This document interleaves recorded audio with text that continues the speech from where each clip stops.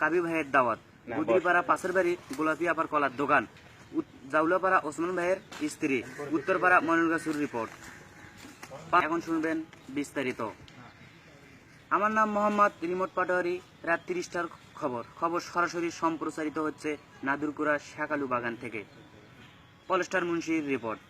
এদিকে কাপি ভাই কাঁঠালের দাওয়াত খাইতে গিয়ে কুকুরের হামলায় দৌড়িতে গিয়ে মশার সঙ্গে ধাক্কা খেয়ে জ্ঞান হারিয়ে ফেলে। জ্ঞান ফেরানোর জন্য মরিচ ফ্যাক্টরিতে ভর্তি করানো হয়। গুদরিপাড়া পাশের বাড়ির রিপোর্ট। এদিকে গোলাপি আপার দোকানের কলা খেয়ে জানিপুর গ্রামে ৩৬৫ জন শিশু ডায়রিয়া ধরে। শিশুদের ঢোলভাঙ্গা মদিনা হোটেলে ভর্তি করানো হয়। ডাক্তার বললেন ৬,০০০ মোগলাই ও ৩,০০০ তন্দুর লুটি খাওয়ার নির্দেশনা দেয়। ডাক্তার আরো বললেন ১০০% ডায়রিয়া ভালো হবে, কিন্তু রুগী বাঁচবেন নয়। জাউলাপাড়া ওসমান ভাইয়ের রিপোর্ট। এদিকে তার স্ত্রী দুধকমল নদীতে মাছ ধরতে গিয়ে বালে মাছের সঙ্গে ধাক্কা খেয়ে জ্ঞান হারিয়ে ফেলে। জ্ঞান ফেরানোর জন্য ইসলামের ধান ভাঙ্গা মেলে ভর্তি করানো হয়। ডাক্তার বললেন যত তাড়াতাড়ি সম্ভব রুগীকে ঠ্যাঙ্গে ঠুঙ্গে লাঠিদের পিটালে সুস্থ হবে আশা করা যায়। উত্তরপাড়া ময়নুলগাছুর রিপোর্ট।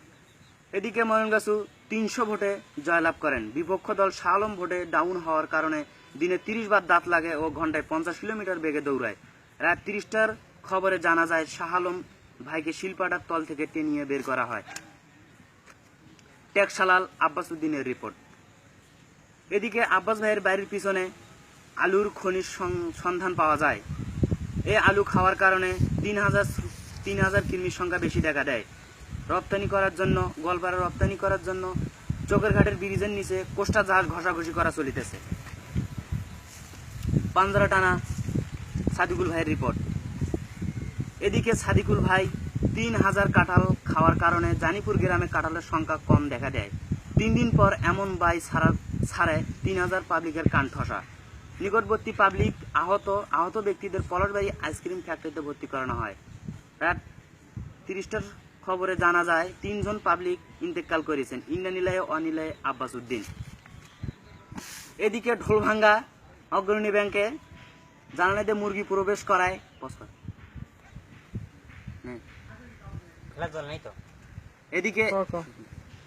এদিকে ঢোলভাঙ্গা অগ্রণী ব্যাংকে জানালাতে একটি মুরগি প্রবেশ করায় মুরগির হাঁকে ৩ জন নিহত ও 2 জন আহত। নিহত ব্যক্তিদেরকে ঢোলভাঙ্গা আক্তারের ভাটায় কবর দেওয়া হয়। তারা মৃত ব্যক্তিরা জানালেন যে যদি আমাদেরকে এখনই এই মাসের বেতন না দেওয়া হচ্ছে তাহলে কবর থেকে পালাতে বাধ্য থাকিব। সবশেষে আবহাওয়া আগামীকাল প্রবল বেগে ৩,০০০ কিলোমিটার বেগে ঝড় ও বৃষ্টি পড়তে পারে, তার সঙ্গে ইটপাটকে লোহাও পড়তে পারে। সেই সঙ্গে জানানো যাইতেছে যে জানিপুরি গ্রামের ভ্যান, রিক্সা, অটোরিক্সা আমিরলি বরাবর বাড়িতে রাখা বিশেষভাবে বলা গেল। ৯ নম্বর বিমা সংকেত। আগামীকাল চোখের ঘাটের ব্রিজে সূর্য ডুববে ও নাদুরকুড়া ব্রিজ থেকে উঠবে। পরের দিন সূর্য নাও উঠতে পারে। আজকের মতো সংবাদ এখানেই শেষ। পরবর্তী আবার দেখা হবে। খোদা হাফেজ।